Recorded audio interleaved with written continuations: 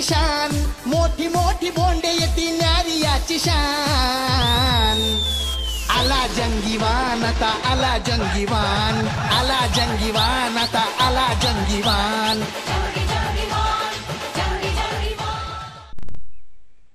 नमस्कार शेतकरी बांधव, आज जे आपण म्हैकोचं जे वाण पाहतात या वाणाचं नाव आहे म्हैको जंगी आणि या वाणानं निश्चितच शेतकऱ्याची सेवा गेल्या 5-6 वर्षापासून ही व्हरायटी करत आहे। तर आज जे आपण हे प्लॉट बघतोय या शेतकऱ्याचं नाव प्रवीण भाऊ ठाकरे आहेत आणि यांचं गावाचं नाव करंजखेड आहे आणि तालुका महागाव आहे। या शेतकऱ्यानं म्हैको जंगी या वाणाची लागवड 4x2 या अंतरावर केलेली आहे। त्याच्यानंतर या वाणाची लागवड त्यांनी 1/6/2023 केली। म्हणजे आजच्या घडीला जर आज जी डेट आहे, आजची जी डेट आहे तर याच्यामध्ये जर बघितलं तर 12 सप्टेंबर 2023 आहे। म्हणजे या कपाशीला आज 110 दिवस पूर्ण झालेले शेतकरी बांधव। आणि याच्यामध्ये जर आपण बघितलं तर या कपाशीला जर आपण बोंडाची संख्या आणि हे जर बघितलं तर आजच्या घडीला या झाडाला 61 बोंड आहेत आणि पात्याची संख्या 35 ते 40 आहे। म्हणजे तुम्ही बघू शकता फळफांद्यासुद्धा या वाणाला माझ्या मते 15 ते 20 फळफांदे आहेत। त्याच्यामुळे बोंडाची संख्या भरपूर आहे।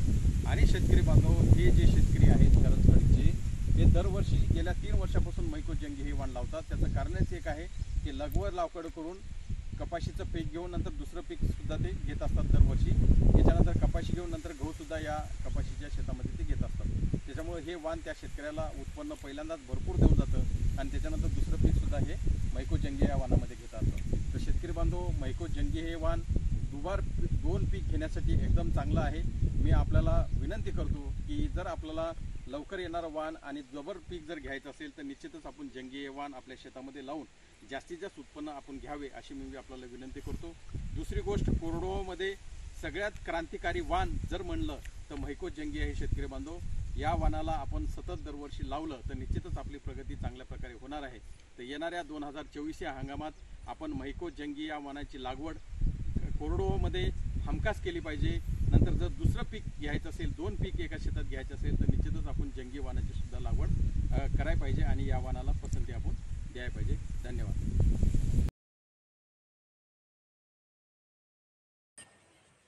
नमस्कार, माझं नाव प्रवीण रामदास ठाकरे। मी यावर्षी जंगी वाणाची लागवड केली होती तर मला 10 ते 11 क्विंटल एकरी उत्पादन झालेलं आहे आणि एवढं उत्पादन होण्यामागचं कारण म्हणजे हे रोगास कमी बळी पडते। धन्यवाद। हंगामी बागायती कोरडवाहू सगळ्याच साठी जंगीवान घेऊ। कोणत्याही परिस्थितीत हाच रामबाण, कोणत्याही परिस्थितीत हाच रामबाण। आला जंगीवान आता आला जंगी। अधिक माहितीसाठी संपर्क